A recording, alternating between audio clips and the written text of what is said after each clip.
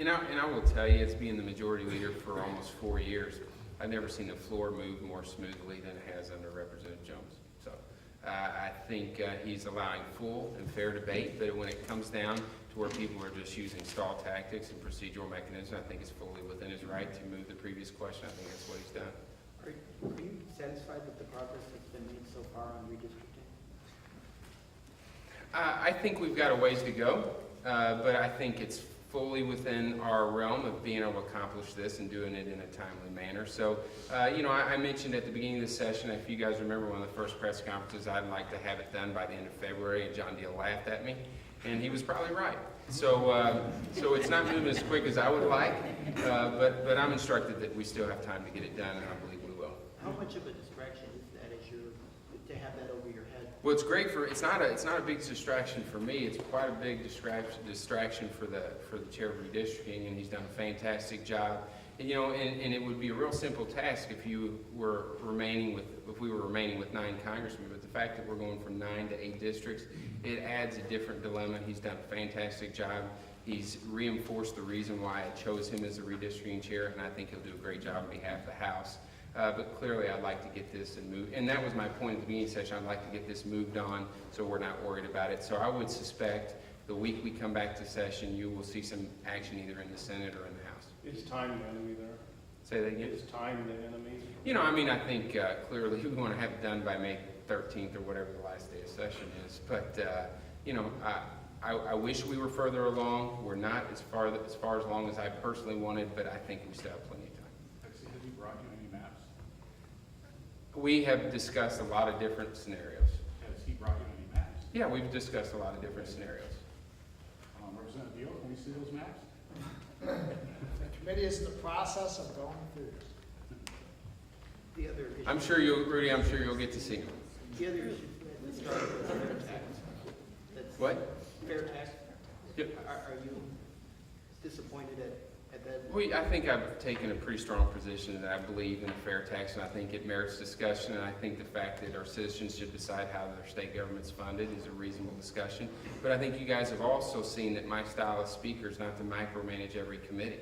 And so I refer bills to committee, and I can't think of maybe 1 or 2 where I've even asked the chairman, where that bill is or what it's doing. I just believe that if you put talented people in good spots and let them make the decision on what's good public policy, that's much, much better than having a speaker that wants to have his hands in every single thing and every single issue.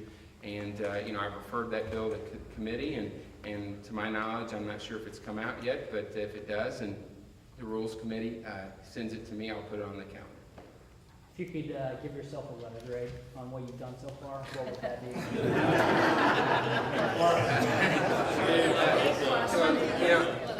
I will tell you that I've done everything I said I was going to do.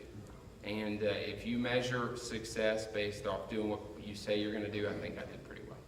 When was the last time you talked to Governor Nixon and did his travel there? I tell you what, I got asked that question this morning or yesterday on it. I believe I've only spoke to the governor twice this entire session. When was the last time? It was, the last time was at least a month ago. And to be perfectly candid with you, I cannot remember what the topic was. Do you know what it wasn't? It wasn't about him flying around. It wasn't about tax credit reform. It wasn't about his agenda in the Missouri House. But Aaron, do you remember what that was about? I just don't. And I'll be honest with you. I'd like to have a little better dialogue with the governor. I've been critical of even past governors, Republicans, because I believe a governor could really benefit himself by just coming down to the halls of the chamber, walking in people's offices and saying, how's your issues going? How are things going for you? And develop those personal relationships that I think are very, very valuable in this building. It's something that I try and do as speaker. And I think you can talk to some of the Democrats this week. I walked the halls and went into some of their offices, and they were like, "Are you lost?" And I was like, "No, I'm just coming in to say hello." And I think that's what this governor is sorely lacking. And I think he would have so much more success in the House and in the Senate is if he would take some time to actually develop friendships and relationships on both sides of the aisle. Because I've been pretty clear, I get along great with Republicans and Democrats, and I don't always agree with all of them all the time, but I think it's important to have those relationships. So I would like to see more of that from the governor. On the early site legislation for the nuclear power plant. Sure. Is the plan still to wait for the Senate? to- Sure, yeah, I mean, I think we saw in committee, I think Representative Pollock and Representative Riddle have done just a fantastic job of educating the members and educating our committee on that issue. I think Representative Pollock, what was it, 22, is he here? It was like 20, I think the vote was 22 to 1 or 21 to 2, something like that. So clearly the support exists in the Missouri House for a second nuclear plant. But we've also always known that the stumbling blocks have been in the Senate, and that's just an issue. You know, we passed 5 of the fix the 6. We'll probably send them the 6th one. Certain things we decided to let the Senate lead on because of the troubles they've had in the past, and that's one of them. Prop B still, idea to take the Senate bill, Yes. even though we talked about it some. Yeah, I think Representative Jones outlined that in our beginning of the week press conference, that we were going to spend some time on the House version and kind of, I think as he said, take a test run around the track with it. I think that's what we did.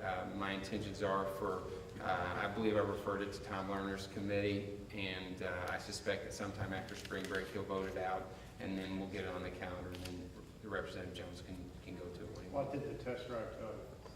Representative? I mean, you had a couple of roll calls, I know, on the Well, I think it shows that the Missouri House is, and there's an overwhelming majority of the Missouri House that is concerned about treating animals humanely in the state.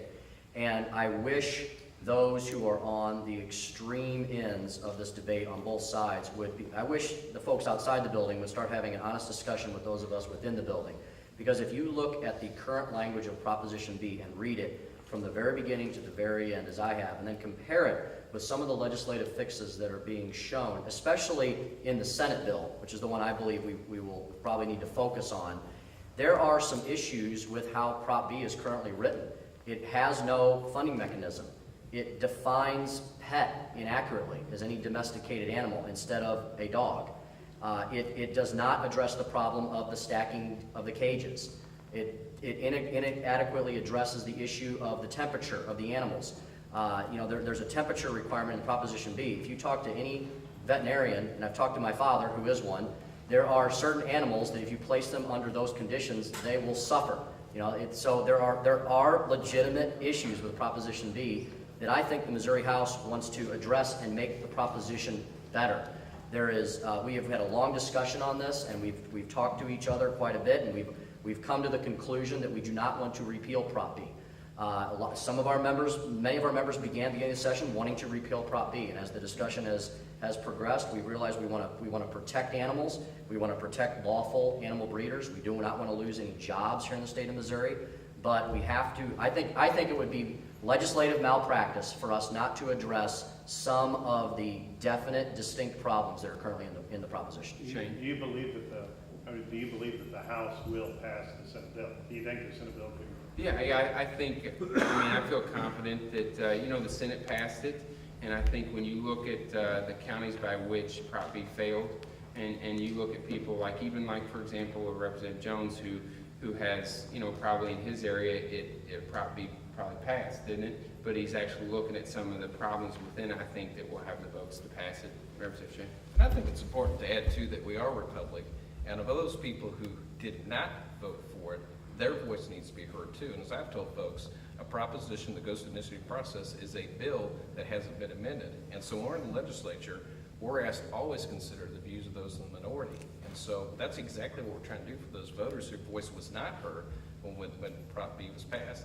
And I think, I've always said I'm not for repeal, but I am for making adjustments to it so that people who do breed dogs, and that's their livelihood, that they can continue to go forward. So I think it's important, and we're doing the right thing.